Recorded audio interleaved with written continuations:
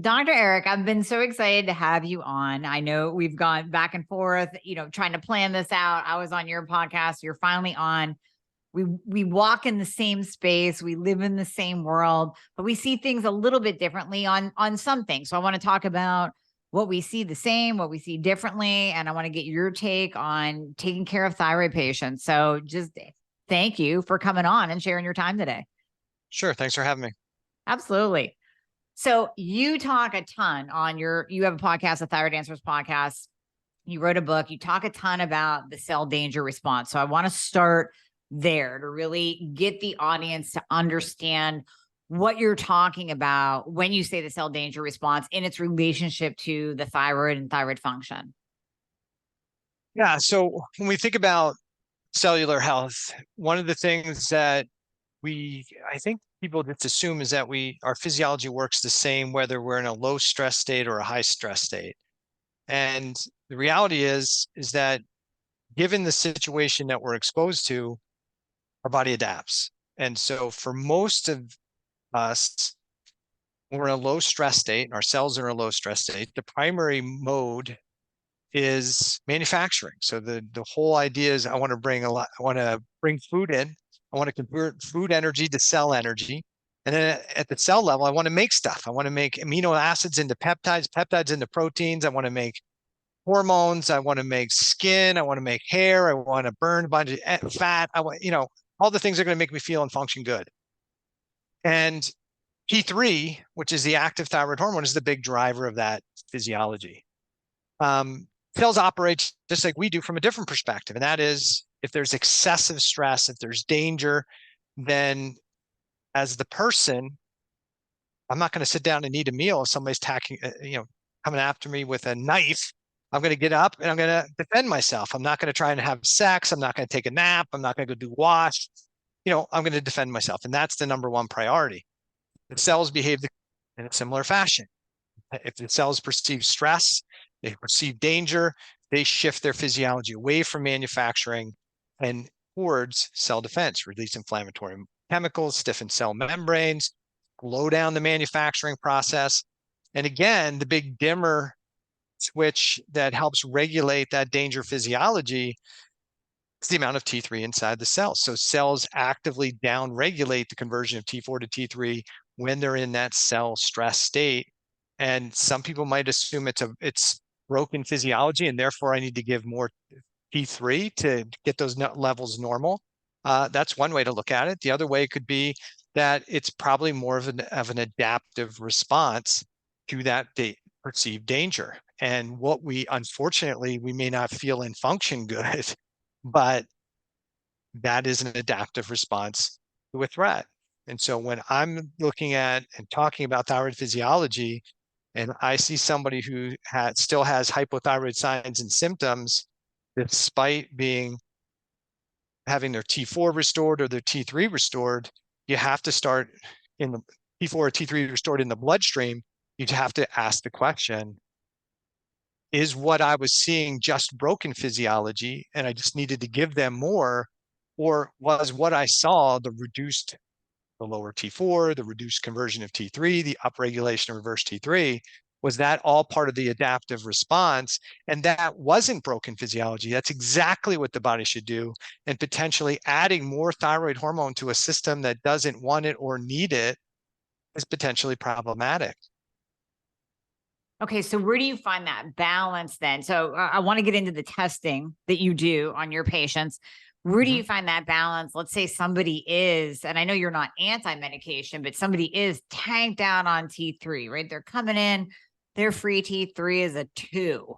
And we'll even save the reverse T3 talk because we'll get there. But what do? Do you incorporate in, yes, the medication piece is important, let's build that T3 up, or do you go right to all the other factors and the cells and how they're functioning?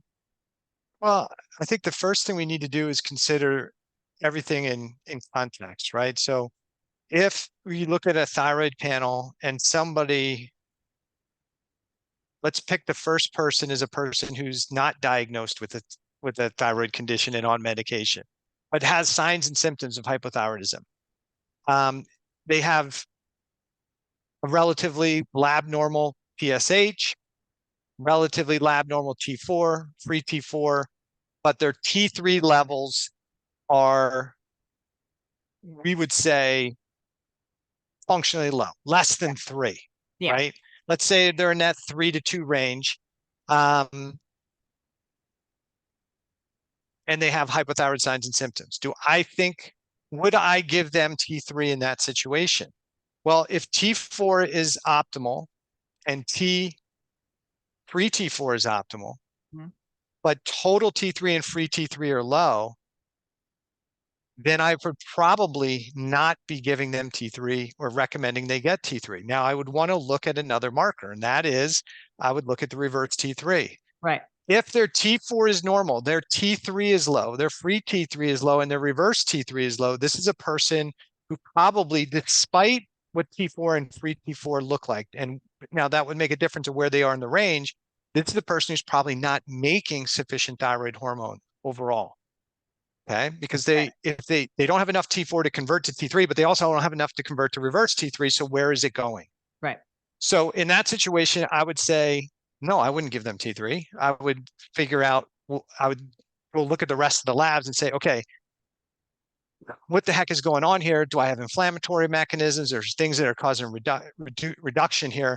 But no, I probably wouldn't jump to that. If I thought they needed some T4, then maybe I would recommend that. But I wouldn't jump to T3 because I don't look at the low T3 in that situation as broken physiology. I would just say, hey, they don't have enough T4 to even make reverse T3. So there's an issue here. Now, where would their T4 be? Their T4 probably wouldn't be 11. That T4 in that situation would be, maybe 4.5, 5. It's going to be at the low end of the reference range typically when we're looking at T4.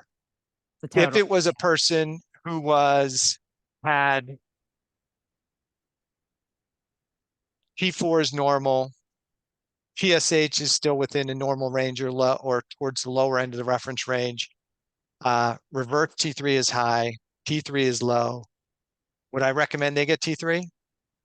No. They have enough T4 to convert to T3. The issue is, why would they not? Then I'm going to be looking at what do I need to do to address and improve the conversion. Keep in mind, and for the listener, this is my take. Amy probably has a different take on this. But if we're talking about what causes problems, what creates the hypothyroid symptoms, deiodinase 3, you're going to blame anything, you blame deiodinase 3. That's the deactivating enzyme. So I'm a cell. I get to determine what happens. I'm a liver. I'm stressed. I'm irritated. You just drank all this booze. I'm toxic. And so I'm saying I'm not converting T4 to T3, or I'm a muscle tissue. I'm saying I don't want to convert T4 to T3. Therefore, I've got high reverse T3, low T3. Mm-hmm. And you could say, well, that's why I would give T3 because it's low and they're increasing the deactivation. Reverse T3 is blocking function. Reverse Right. T3 isn't really technically blocking function. Deiodinase 3 is blocking function, which is an inflammatory mechanism. But if you give T3, could you change the blood values a bit? Sure. Could you influence the cell values a bit? Sure. But I still have an active deiodinase 3 enzyme that's deactivating thyroid hormone. So it's still going to metabolize T3 because deiodinase 3 still metabolizes T3 to T2. So if it's a cell that is trying to downregulate its metabolism, my thought process, why would you want to increase the metabolism against the drive of what the cell would be doing naturally? Okay. So are you working on then the factors that would drive up D3 or drive up reverse T3? And then what are those factors that you're looking at?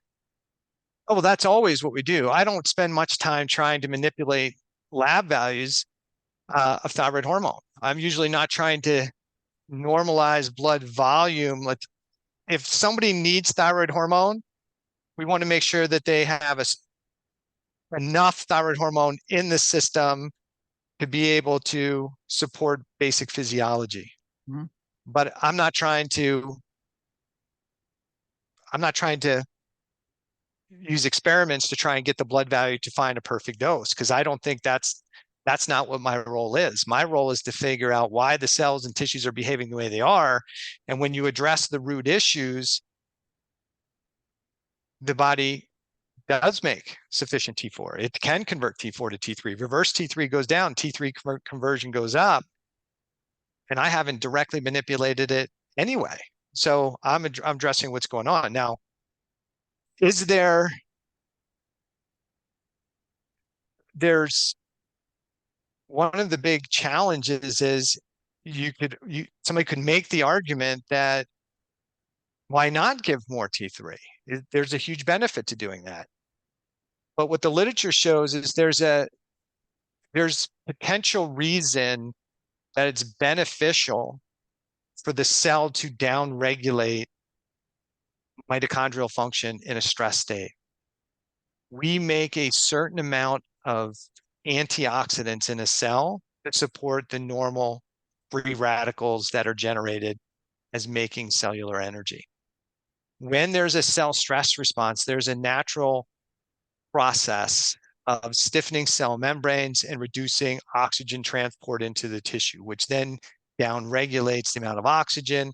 So I have less oxygen in the system. If I had a mitochondria running at full tilt, then I'm going to have, and I have a stress response going on. Let's say I have an organism that's creating a threat. I've got less oxygen coming into the tissue.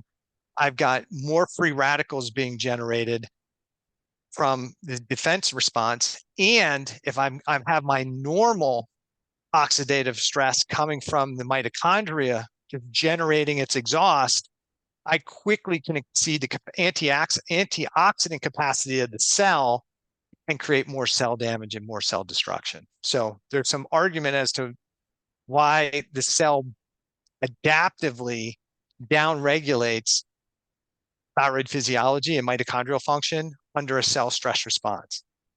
So I think that's the second part of the question you were asking was, what causes cell Yeah, stress like what are you response? Is that what looking it at? was? Right, right. Like, are you looking at the high insulin? Are you looking at high cortisol, ferritin levels? What are you looking for? Well, what am I looking for as the assessment, or what am I looking for as the cause of the cell stress response? Because I don't believe the insulin is the cause of the cell stress response. I think the insulin resistance is the effect of the cell stress response. And Okay. if you want to talk about that, we can definitely get into that before the other parts. But Let's do I'll take it wherever you cause want to. first. Like what causes that cell stress response first? And then what markers are you looking at? So from what creates an excessive cell stress response, that's all of the things that we should be talking about in functional medicine anyway when it comes down to foundation. So organisms and toxins can drive it, right? Thought, trauma, physical stress and strain, hypoxia, disrupted sleep patterns, dysbiosis, loss of tolerance to crappy foods. Like lots of things can do it, but a lot of it has to do with diet and lifestyle it's going to trigger the issues. But the big things you think about is organisms, toxins, emotional stuff, and trauma is huge. We don't put enough consideration in there. And I would tell you, sleep and breathing disruptions are the two next biggies. As a person with deviated septum after multiple busted noses, or breathing is just that. If you have hypothyroidism and you don't know and you're not getting well, and you breathe improperly, that will create hypoxia. That hypoxia is going to actively downregulate the conversion of T4 to T3. You're going to have an upregulation of deiodinase 3. You're going to slow your mitochondria down. You're gaining weight just because you breathe wrong. I mean, that's Wow. simple. It's that powerful. Seriously. Absolutely. And Wow. so when we think about the things, it's sexy to talk about EBV is the cause of Hashimoto's. This is the cause of that. It's whatever, the H. pylori. It's never ever really one thing. It's a combination. I always talk about the load, not the thing. Mhm. I just got off a call with somebody who said, we're talking about mold, and she's like, I wonder if mold is that's it's the thing. I'm like, no, it's not the thing, because everybody's exposed to mold. But yeah, could it be a thing? Yes, but you have to address everything. And it's not like you take one thing away and your health comes back on. It's like jacking up a house. You don't jack up one corner of the house to raise the whole thing and then do the other corner all to its max capacity. You jack it up a little bit in each corner, and as you do that, the house goes up nice and even. You don't create any distress on the home. But if you wanted to raise it 10 feet and jacked one corner up 10 feet, you're going to create a bunch of problems, right? So the same thing with our physiology. We got to reduce and remove what those threats are and then support the recovery. And it's usually not a thing, but the load. So I'm looking at their health. When I'm looking at somebody, I'm looking at their diet. I'm looking at their caloric intake, which is another huge problem. Looking at their macro content. We're looking at their habits, their behaviors, their signs, their symptoms, their labs, their lifestyle, their thought process, their behaviors. Those are the things. If when we're looking for what to address to help them get better, we got to look at all of those things. In my book, I call it fitness factors. Those are the things. I just talked to the practitioner earlier today, and they're like, "Hey, there's no protocols in your book for what supplements to take." Right? Because I don't have protocols. There is no protocol. Everybody's an individual. I don't know what your issue is. I don't know what dose of L-glutamine you're going to need. I have no idea because I'm not treating you. And so we have to consider those are the things. Technically, those are the sexy things to address. They just don't get enough plug and play. But those are the things that are contributing to excessive stress response that then creates a thyroiditis, that creates a cellular hypothyroidism that eventually becomes a glandular dysfunction. Mhm. And the problem is we see the glandular dysfunction and we see the poor conversion, and we want to fix those things, but we're missing the true cause. The true cause of somebody's chronic signs and symptoms isn't their lack of T4 or T3 in the bloodstream as a general rule. That's the effect.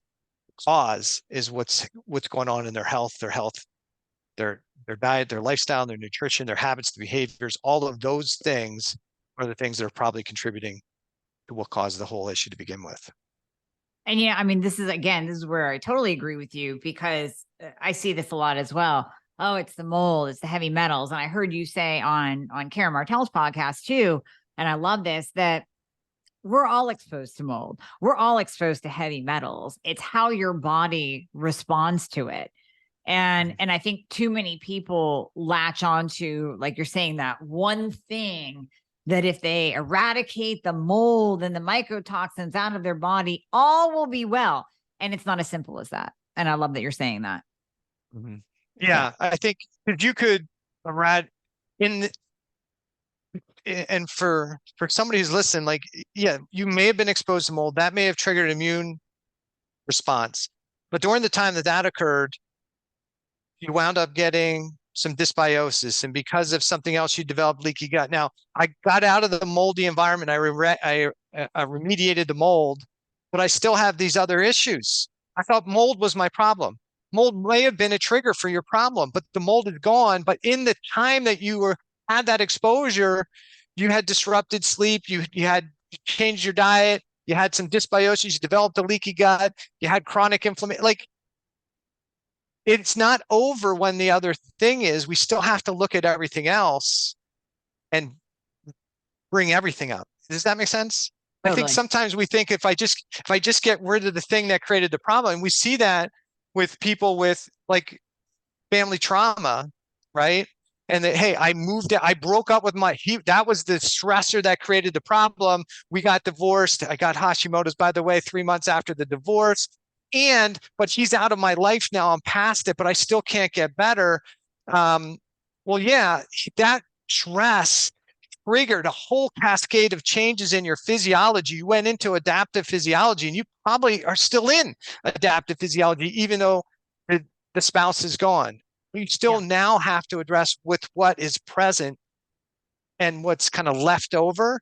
And if you don't address that, you're still going to have health issues because more problems will accumulate. I'm gonna tie that into a story and circle it back to what you said about insulin as well, being almost like another factor of what happens too. And I've heard you even state that insulin resistance, or like you say, glucose resistance, means that you have a thyroid that's not working. So the story, based on what you just said, I do have a patient right now that all things are beautiful in her labs, right? We get these people that, like you say, play whack-a-mole with their labs, but all things are beautiful, right? Everything looks good on paper. And she's taking care of herself and doing all the things. And she's basically a diabetic. Her A1C went to a 5.7. But now what we're uncovering, what she's even uncovering for herself, is stress and trauma, driving her body into just a chaotic state, driving up her glucose and all the things. So now when she buckles down and works on that component, everything might come together and start working beautifully. So based off of that story, and I wanted to kind of piggyback off your trauma comment, let's go into the insulin piece, because I'm literally seeing someone become a diabetic on a low carb diet when all of her thyroid and hormones look beautiful, but it's based on trauma and stress and what her body is doing at a cell level.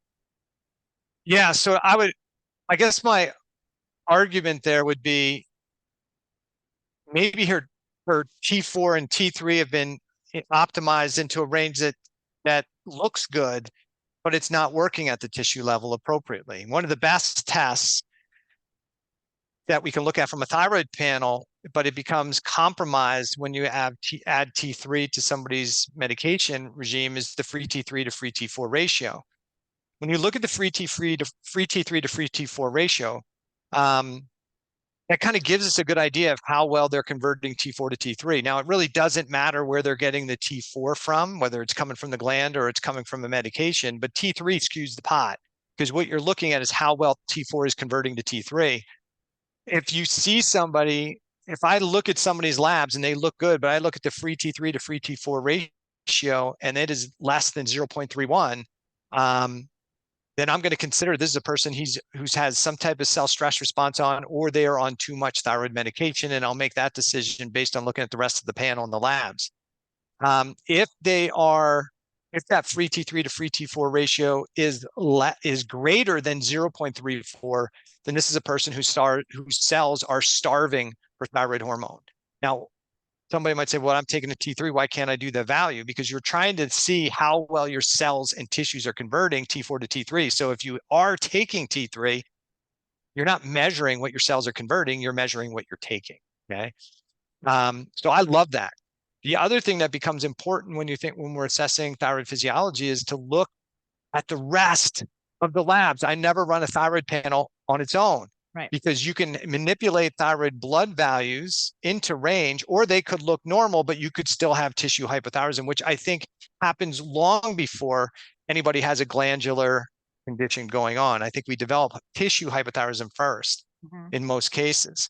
So you look for, and I talk about the patterns of hypothyroidism and glucose resistance, and I hate the term insulin resistance because I think insulin gets a bad rap. We have 4 hormones that are designed to raise glucose. That's how important glucose in the bloodstream is. We only have one hormone to lower it, that's insulin. So insulin gets beat up like, oh, we're resistant to insulin. Insulin's trying to do its job. It's not doing the problem. So when we're looking at people who are diabetic and we're saying, oh, they're insulin resistant and we need to get their glucose under control or their insulin under control, we have to take pause and say, wait a second, that may be realistic if they're on a high carb, crashy diet.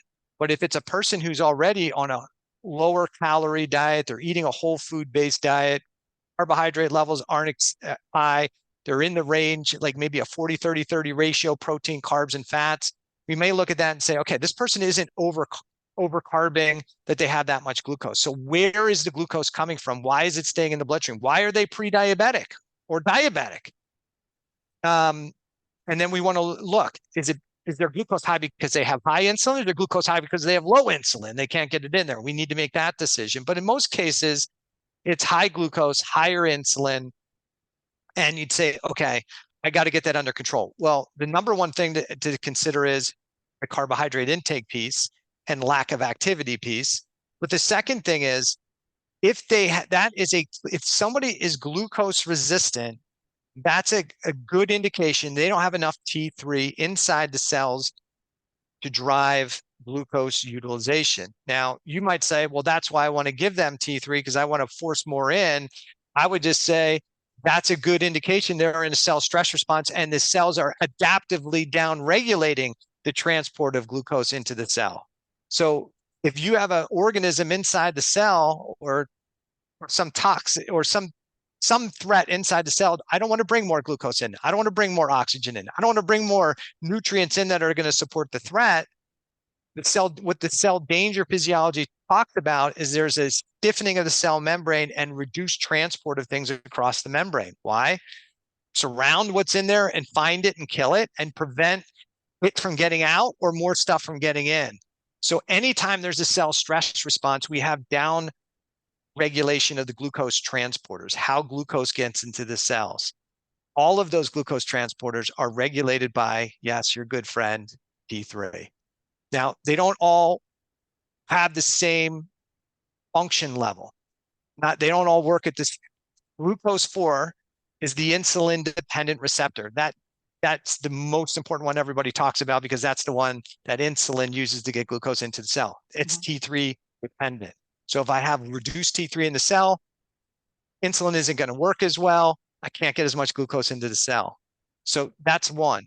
Two, what about why is somebody's fasting glucose elevated? They haven't eaten anything. Why would their fasting glucose be elevated? Why would their insulin be elevated? Isn't insulin released when we eat? Well, yeah, it is. But if I can't get glucose into the cell, then there's a continual release of insulin to try and get glucose out of the cell because glucose is like sticky stuff. It's like cotton candy. It gets all over everything and it's sticky. So there are other glucose transporters that we can use to get glucose out of the bloodstream into the cells in a fasted state, but those are also T3 dependent. And there is one glucose transporter, glucose 2, that holds out the longest and can work in the lowest T3 state, and that's glucose transporter 2. And what's its role?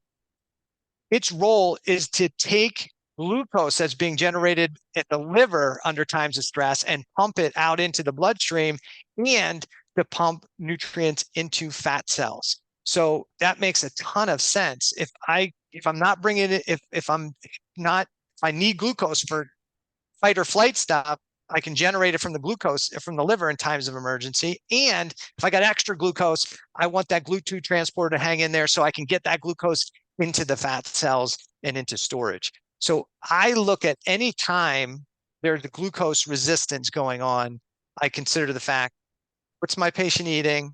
What's going on? And that there's a tissue hypothyroid state. The other thing that's going on, and I think what you were talking about is, if I'm in a stress response, we can make energy two different ways. One is through the mitochondria, which is the most efficient way to make lots of energy, right? One glucose molecule, 36 ATP, but that's a process that takes a lot of work. It takes a lot of oxygen, takes a lot of work, a lot of manufacturing goes on to do that. If I need glucose quickly and easily, but I'm not going to do it aerobically, I'm going to do it anaerobically. And those systems can be upregulated pretty easy under stress to drive lots of glucose production. And that's our epinephrine, our cortisol. And then that's how we can drive glucose levels up. But remember, if I have a cell stress response on, I could drive glucose levels up, but I can't make a lot of energy from it. So that system's always running. Glucose has a tendency to stay a little bit higher. So that stress response, we get down regulation of the mitochondria for a couple reasons, but the down regulation of the stress response means I can't get as much energy from the glucose. I'm going to need to generate more glucose and get it into the bloodstream so it can get to the cells and tissues. But we're going to see this general resistance over time. And part of that is a good indication of reduced cellular T3. So now, what will you do with someone? Because we know that people want to feel better quickly, right? And people that have hypothyroidism and they've had it for a long time, maybe they haven't been diagnosed. I mean, they've been suffering with these symptoms forever. So what do your clients and patients say when you're like, okay, we're going to work on this slowly. We're not going to give you the T3. We're not going to give you T4, T3. We're just going to work on down regulating that cell danger response. And then eventually your cells will take up the T3 that T4 is converting. Even if you have a high reverse T3, we're going to work on that. That can take a while. So don't you get patients that are like, oh man, like I don't know. I mean, I get people that are like, I am going to die in the next month, literally. Like I'm on my last leg. How do you get people to wait out that time that it's going to take to really rebuild their body and calm down that cell danger response?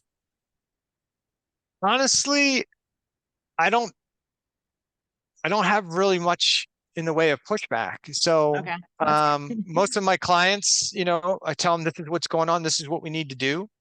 A lot of them have already been on, they've tried everything, P4, P4, T3, T3 only. They've tried everything and it's had its short-term honeymoon period and then it's not worked and it's led to higher doses of medication. So our client populations may be a little bit different, but I don't really have that big struggle with getting people to see more significant changes sooner, and to kind of go with what I'm trying to get them to do. I just don't see that big of a challenge.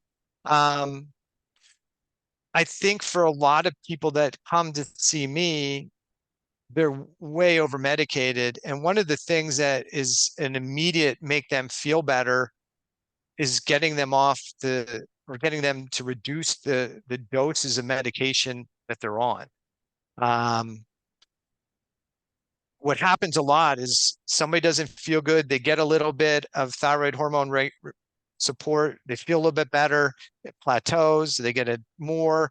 They feel a little bit better, and then it plateaus. And then so they're kind of. I think we talked about it on my podcast. That it's like they become an addict, and Yeah. especially and they're on higher and higher doses, and they don't realize that part of the problem now is this high dose of thyroid hormone replacement is, to some degree, it may provide some benefit, but it's also part of the issue.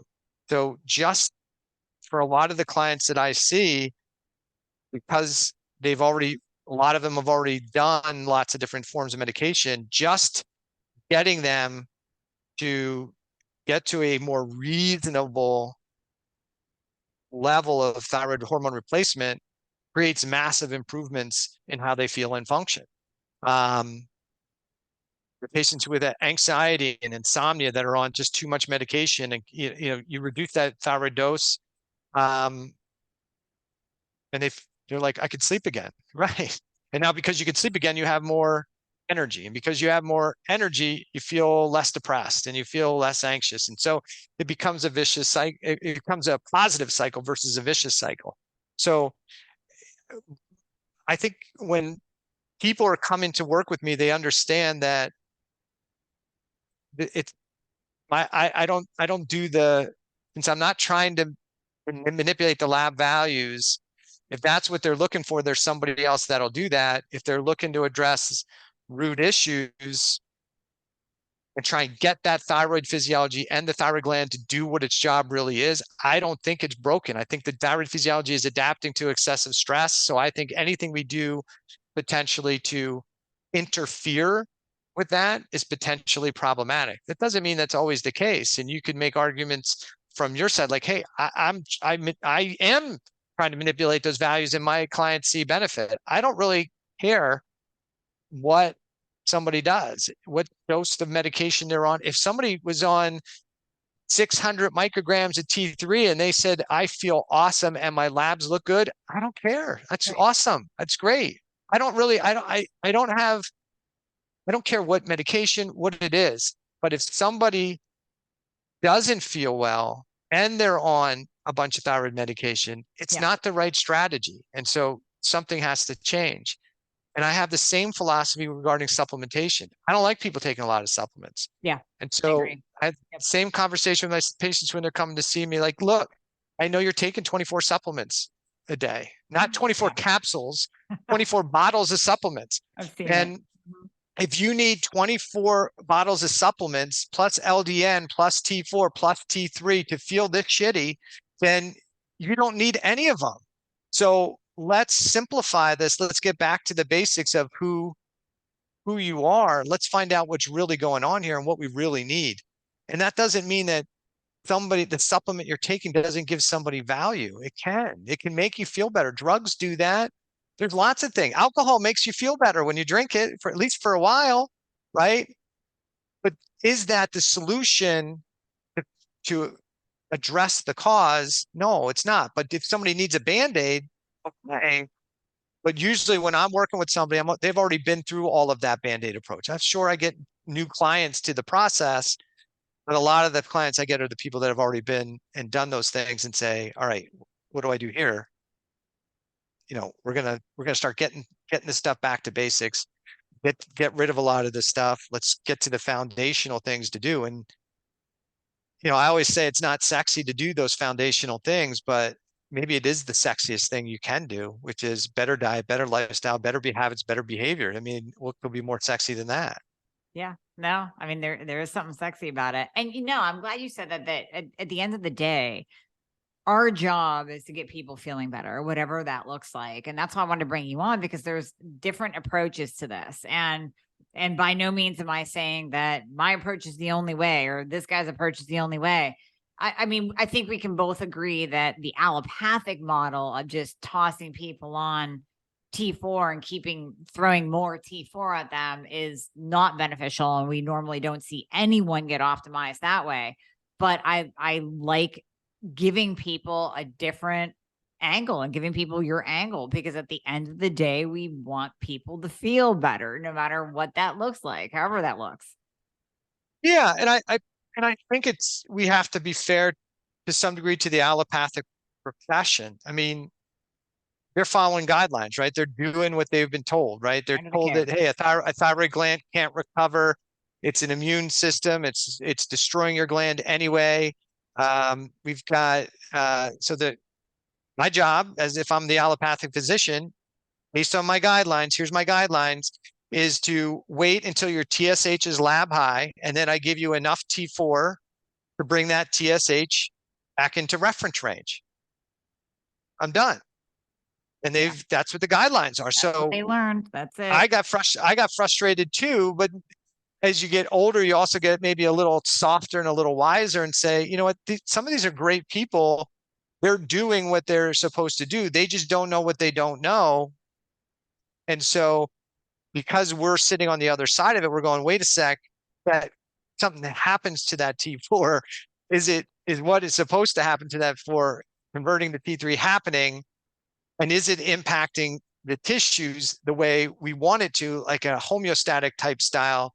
And if it's not, then that is our job. And so if we say, okay, that's their job is to try and keep you alive, take care of the emergency situation, but they don't have the skill set or the knowledge to address the things that we can, then instead of burning the bridge in between the two professions, we build the bridge and say, hey, you take care of that, make sure they're out of crisis, and then we'll do the things that we need to do to get them back to health. And I think we need to build the bridge. I was a bridge burner because I was really angry early on.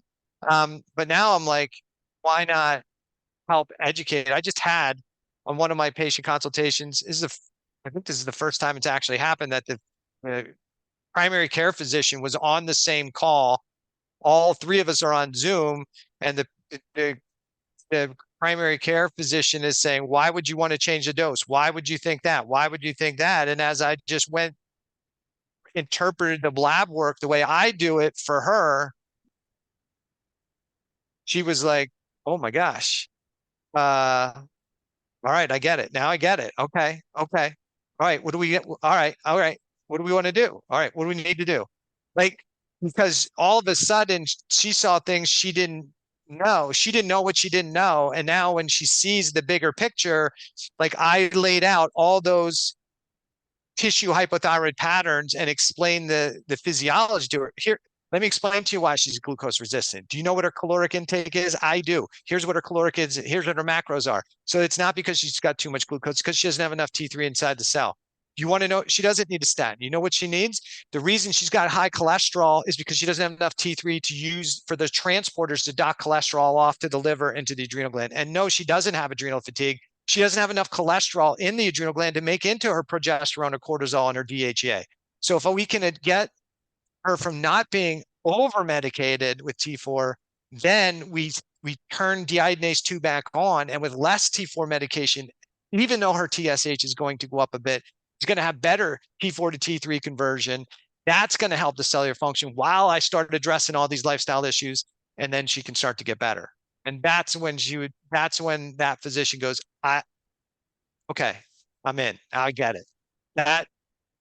That'll be worth gold for her patients in the future, because she will now look at every blood chemistry panel probably a little bit differently. Well, absolutely. I mean, that's what I respect, are the ones that are open-minded enough to learn something else and not to stay in their standard of care dogma, recognizing that maybe once you walk out of med school, there might be more things that you have to learn and more things that you have to implement, and that isn't the be all end all holy grail of medicine. So 100%. I have patients like that too, that they happen to have this really open-minded, wanting to soak up the information, wanting to learn doctor, and that's fantastic. I mean, that just makes our job easier. So I love And it. to be fair, most of the people that are coming to see us, their primary care's worst nightmare, because, or their endocrinologist's worst nightmare, because they're getting the standard of care and it's substandard for them. So they continue to complain, I'm not getting better, I'm not getting better. That physician's got 15 minutes and they're coming in and going, oh, geez, Christ, it's this person again. Like, what the heck? Yeah, whatever you want to run.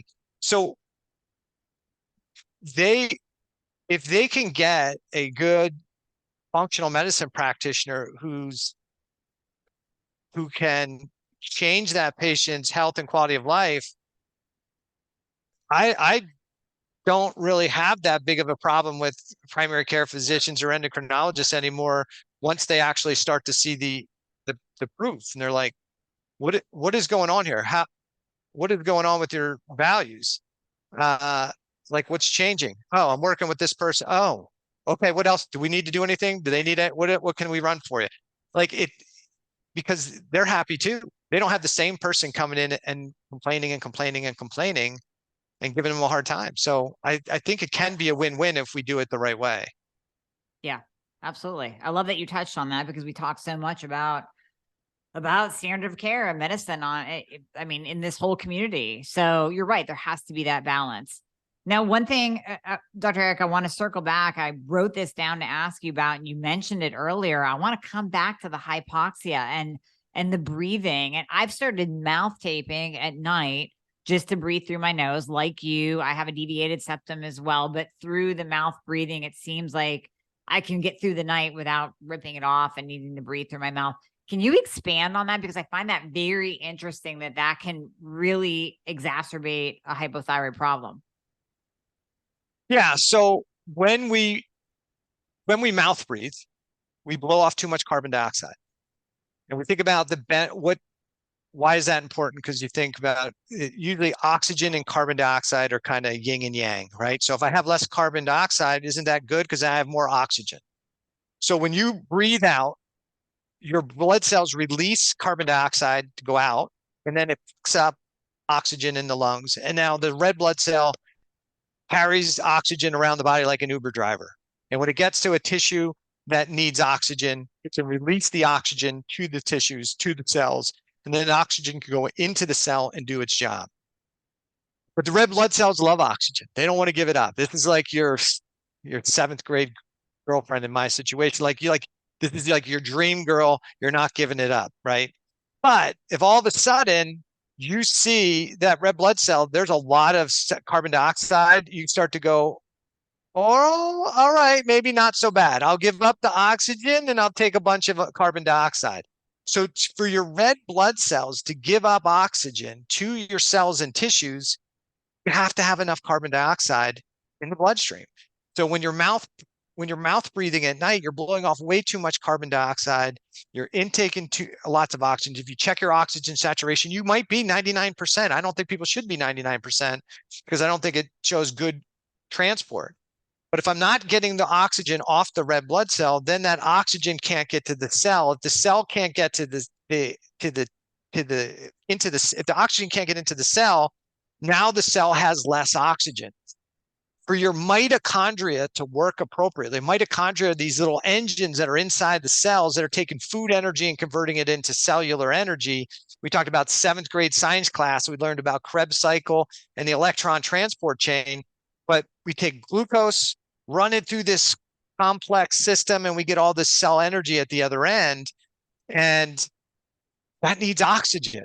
So if I don't bring oxygen into the cell, then I can't make enough energy. That can trigger a danger response, and it triggers the release of a chemical called hypoxia-inducible factor 1 alpha, and that activates an enzyme called deiodinase 3 that then downregulates the conversion of T4 to T3. That shuts down mitochondrial function. It's not an on or off switch. It downregulates it. So now the mitochondria technically becomes more efficient at running, but I can't put as much stuff through it. So now I have less T3, activated T3. I make less cellular energy, and now I can start to have my slower metabolism. Now, there's another way to get have problems with carbon dioxide too, and that's acidosis in the body. And so when there's a lot of acidosis in the body, and especially when there's problems in the GI tract, the body can pull carbon dioxide out of the bloodstream to buffer the acidity, and that will create the same issue. But for sleep, that's a huge issue. We're designed to breathe through our nose. That causes, when you breathe through your nose, you release a whole bunch of nitric oxide. It causes vasodilation, opens everything up, so you can get lots of blood flow and lots of circulation. The problem is if you have immune inflammatory processes going on, there's a tendency for your soft tissues to swell, especially at night. If you didn't have a problem, you probably wouldn't notice the difference. But then that swelling, plus if you also have a nasal cycle that goes on at night where you're flushing both nasal passages back and forth, that results in decreased air. Somebody like you or me who's got a deviated septum, if you've got inflammation and a deviated septum, and you have the nasal process going on at night, can't get appropriate oxygen in, your brain is going to say, well, I'm getting stuffy, I'm getting congested, I'll just open my mouth to breathe. I can still breathe, but now I'm creating a problem. Yeah. So what do you do? What do you do at night? Do you mouth tape? What do you do?